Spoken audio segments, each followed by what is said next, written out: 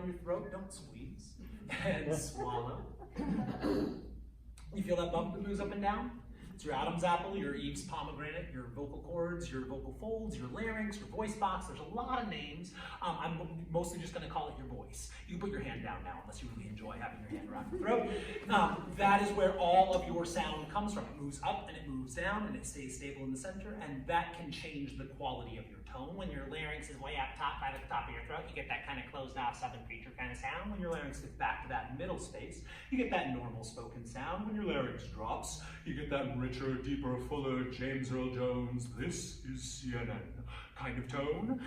So we want, by default, a little bit more space in here. You don't consciously control that. You picture the sound you want, you keep the relaxation, and the larynx knows what to do. So you let it do its own job, you don't force it down there. You don't push it, you don't press. Extra tension is never going to help. It's not your friend. Your larynx contains the vocal folds, which are these two little muscles that flap against each other to make your sound, about the size of your thumbnails. Flap together like this, and air comes out through and gets chopped up into little chunks. The frequency at which your vocal cords vibrate determines the frequency of the pitch you are singing. So if I sing 440. Or you're 220. I'm 220. I'm 220 times per second. If I'm up there, 440 times per second. Every octave doubles the frequency at which your vocal cords are going. They're very small. They're the size of your thumbnail. They're muscles. They're made of meat. And they're flapping together hundreds of times, if not thousands of times, if you're a soprano one, per second. There's a lot of danger of damage. Really, really easy to damage them. So you want to keep things nice and relaxed and open and free so they can move easily and smoothly. You don't want to put any tension into that system. So every time we're singing, in between every song, feel free to use those sighs, the sirens, the relaxation exercises, all the stuff we're doing. I'm not always going to remind you, but you can do it for yourself. If you watch me in a choir rehearsal, when I'm in the choir, you'll see that I'm constantly,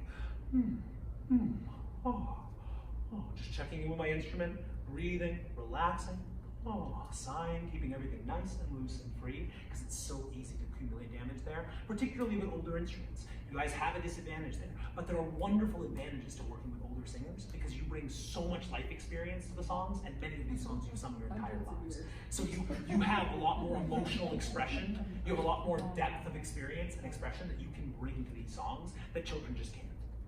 They can have beautiful voices and they can express a song relatively effectively, but having a 10-year-old sing a love song, they can't tell the story that you can tell. You have a lot of experience you can draw on for this. So I get very excited by the emotional expression in there. But the raw instrument is just not going to be the same quality that it was 15, 20, 30, 40, 50 years ago. So we face a challenge because when you're playing the piano is made of wood and metal and ivory. But this is made of meat. And meat is not the best material to make an instrument out of. It's very flexible. You can make a wide variety of sounds, but it's easily damaged and it's hard to fix. So the vocal health thing is my #1 priority. I want you to be able to sing all the way through to the end of your life.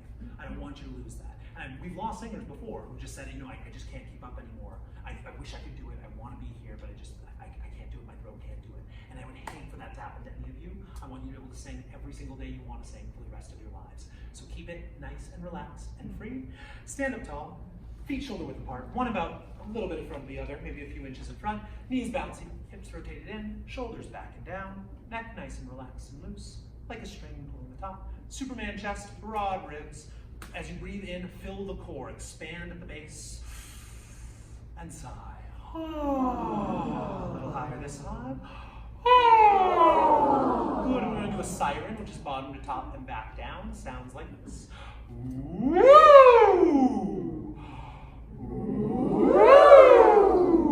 Very good. If you can do a lip trill for me, that's go for it. If you can't, a smile, laughter, any tension in the face is going to prevent you from doing that.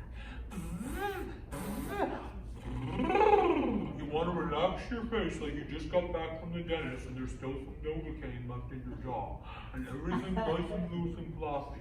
Very floppy. You don't need the horse lips like I have. You just need a nice tight little one is fine. If you can do a tongue trill, that's fine too. Try that. If you can do the tongue and the lip together. That's kind of weird. weird and hard, but it requires a lot of freedom in the instrument. Any tension here at all is going to prevent you from doing that. So practicing those at home is a good way of learning to turn off those muscles and keep them nice and relaxed.